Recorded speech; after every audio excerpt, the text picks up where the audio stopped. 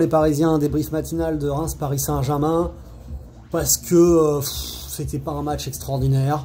Hier soir, j'avais pas envie de faire ça tout de suite. Donc c'est notre premier match nul de la saison, première perte de points à l'extérieur, face à des Rémois qui ont joué regroupés. Voilà, ce qui est surtout embêtant, c'est que c'est le deuxième match de la semaine où on n'a pas de jus, on n'a pas de gaz, rien du tout, quoi. Et ça, c'est relou parce qu'avant la trêve internationale, on avait du peps, on avait de l'énergie. Depuis la trêve internationale, aussi bien Barcola que Vitinha, il manque quelque chose, quoi. Donc hier, comme Gérone, tu as eu 70%, 80% de possession de balle, tu faisais tourner de droite à gauche, c'était un match de hand, quoi. Tu cherchais les frères Karabatic, sauf qu'il n'y avait pas les frères Karabatic, et puis bah, en fait, tu trouvais pas un décalage. Le coach avait commencé avec Kolo Muani à droite, Désiré Doué en faux neuf, Barcola à gauche. Bon, c'est vrai qu'on s'attendait plutôt à Kolo dans l'axe, Barcola éventuellement à droite et Désiré Doué à gauche, truc comme ça. Moi, j'ai pas trouvé ça inintéressant de tester Désiré Doué dans l'axe, d'autant que je l'ai pas trouvé mal dans ce positionnement-là, et je pense qu'en travaillant, il pourrait y faire quelque chose. Mais toujours est-il que dans nos combinaisons, on avait du mal à être dangereux. Alors ce milieu de terrain derrière eux à 3 était composé par Lee, Neves et Vitinha, donc un milieu de terrain technique, normalement capable de déstabiliser, quoi, mais en première mi-temps en tout cas, rien dans le moteur, quoi. Tu passais pas, Barcola passait pas dans ses duels, Kolo Muani à peine plus de l'autre côté, et dans tes combinaisons, il y avait combien d'erreurs, de passes trop à gauche, trop à droite, trop derrière, trop devant, de remises ratées, qui fait que, tu vois, genre, t'arrivais pas à mettre l'intensité, le rythme, l'énergie pour submerger les Rémois, qui finalement se contentaient de défendre tranquillement, et bah, à la 9e minute, te contre, centre, tout le monde dort un peu, ils ont un peu de réussite, c'est un peu chanceux, bon, mais ils marquent, et derrière, ils sont tranquilles, ils mènent 1-0, et ils t'ont attendu comme ça tout le match. Tout le match, et t'as pas su du tout leur mettre le bouillon ni le feu, quoi, parce que t'as beaucoup de possession de balles, t'as des tirs, mais il n'y a pas d'arrêt du gardien, ou très peu, quoi. Donc, comme Gérone, vraiment deux matchs qui se ressemblent beaucoup et qui sont inquiétants, parce que on n'a pas du tout les promesses qu'on avait dans le jeu jusqu'à présent. Alors, espérons que ça soit un coup de mou. On sait déjà qu'on a un banc un peu limité, qu'effectivement, dans la rotation permanente, et il faut le faire, parce qu'on a des millions de matchs jusqu'à la fin de la saison, et il faut faire jouer les joueurs, il faut les habituer à plusieurs postes, il faut que tout le monde...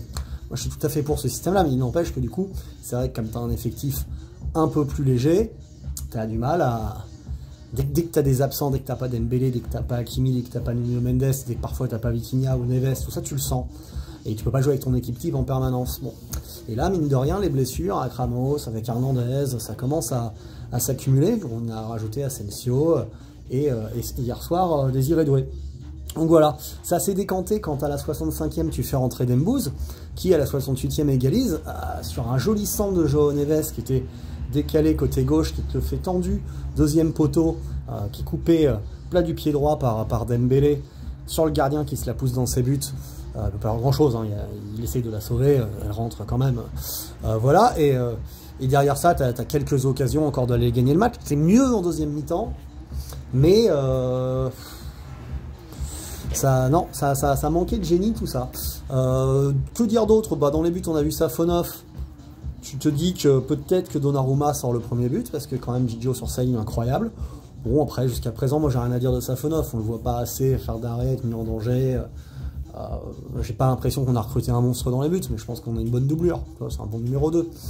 Voilà, j'ai bien aimé le match de Pacho, même si sur le premier but, la défense est un peu tout à la rue, mais je trouve que quand même il a de la vitesse, il est dur sur l'homme, il continue de confirmer que c'est intéressant. J'ai moins aimé Marquinhos que ces dernières semaines, parce que j'ai trouvé que balle au pied, dès que ça tournait vers lui, il n'a pas d'idée, quoi. Généralement, t'es capitaine, Marquinhos, c'est comme une technique qui a fait qu'à un moment, Tourelle a pensé que tu pouvais jouer 6.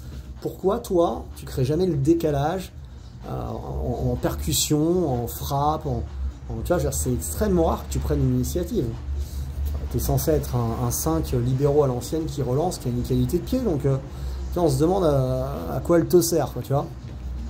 Donc voilà, Zahir Emery à droite, bah, il a dépanné, il a fait ce qu'il a pu, mais c'est sûr que tu n'avais pas Hakimi Dembélé pour déstabiliser, et puis du coup il a quand même essentiellement joué dans un 3-4-3 finalement, ça s'est plutôt équilibré comme ça aujourd'hui. Bon, pas grand chose à dire.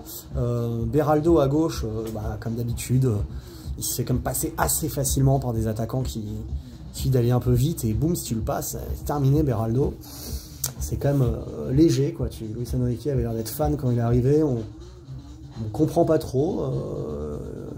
C'est pas un mauvais joueur, hein. Il a des qualités techniques, tactiques, tu sens qu'il est intelligent dans le placement et tout ça, mais il lui manque, à mon avis, beaucoup de qualités athlétiques pour être et latéral et central, comme je dis. Donc pour moi, j'ai du mal à penser qu'il puisse être autre chose qu'un bon remplaçant. C'est un bon joueur, hein, pour faire tourner tout ça, mais c'est quand même peu léger.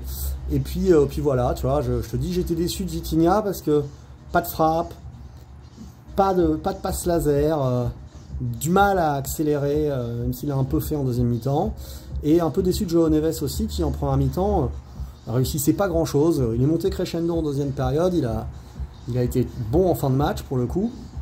Et puis après, tu as fait rentrer aussi Ruiz, qui a failli perdre un ballon qui nous a coûté très cher, parce que derrière les Rémois jouent mal le coup, mais sinon il y a une balle de but évidente. Donc on aurait pu se faire punir, on aurait pu être battu à Reims. Voilà, globalement, un petit PSG. Il va falloir que ça retrouve un petit peu de dynamisme, d'envie, parce que pour l'instant on est Dembélé ou Barco dépendant, selon lequel est en forme. Mais la promesse du jeu de cette année, c'est d'avoir une équipe collectivement forte, maître de son sujet, et pour l'instant on l'est, je crois, on joue des charlots. Donc, il va falloir l'être contre des équipes un peu plus fortes. Là on va accueillir Rennes au parc, ça devrait bien se passer, mais derrière Arsenal ça va être dur. Allez les Parisiens, à bientôt.